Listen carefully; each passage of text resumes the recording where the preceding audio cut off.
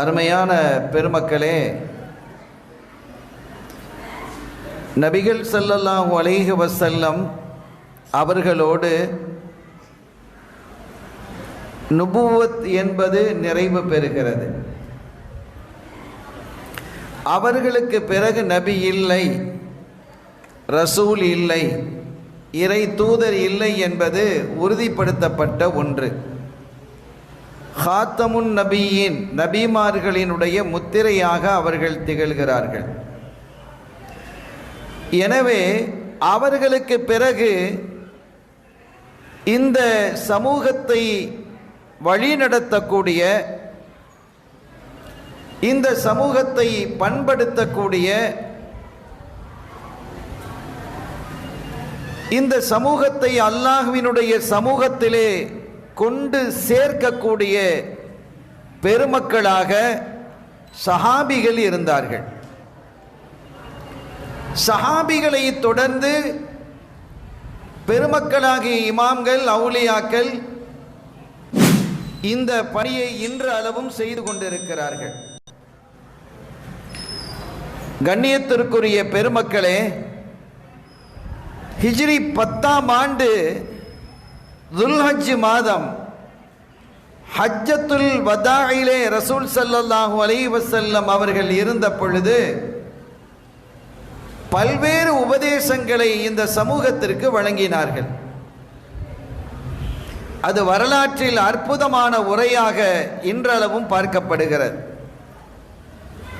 ஒரு அருமையான அழகான பேருரையாக அறிஞர்கள் மத்தியில், இமாம்கள் மத்தியில் அந்த உரை மிக ஆச்சரியமானதாகவும் அற்புதமானதாகவும் பார்க்கப்படுகிறது. அப்படி அவர்கள் பேசி அந்த உரையில் ஒரு சொற்றொடர், பல்லிகு அன்னி ஒலவாயா, என் சம்பந்தமான ஒரு சிறிய துண்டு செய்தியாக இருந்தாலும் அதை சமூகத்திடம் சென்று சேர்ப்பித்து விடுங்கள். நீங்க சமூகத்தில் கொண்டு போய் சேர்த்துருங்க என்ற அந்த ஹதீதினுடைய அடிப்படையில், அந்த ஹதீதினுடைய வழியில் நம் இதயவேந்தர் ஹாத்தமுர் ருசுல் முஹம்மதுர் ரசூலுல்லாஹி ஸல்லல்லாஹு அலைஹி வஸல்லம் அவர்கள் போதித்த அற்புத வழியை, போதித்த அற்புத போதனைகளை உலகெங்கிலும் கொண்டு சேர்ப்பதற்கு சஹாபிகள் தலைப்பட்டனர். அதன் காரணத்தினால் தான் உலகத்தினுடைய பல பகுதிகளை நீங்க பார்க்கலாம், சஹாபிகள் அடங்கியிருக்கிறாங்க. இந்தியாவிலும் சஹாபிகள் அடங்கியிருக்கிறாங்க. அது அந்த வாசகத்தினுடைய தூண்டுதல். அது சஹாபிகள் என்றால் ஸல்லல்லாஹு அலைஹி வஸல்லம் அவர்கள் சொன்னதை உடனே செய்யக்கூடியவங்க,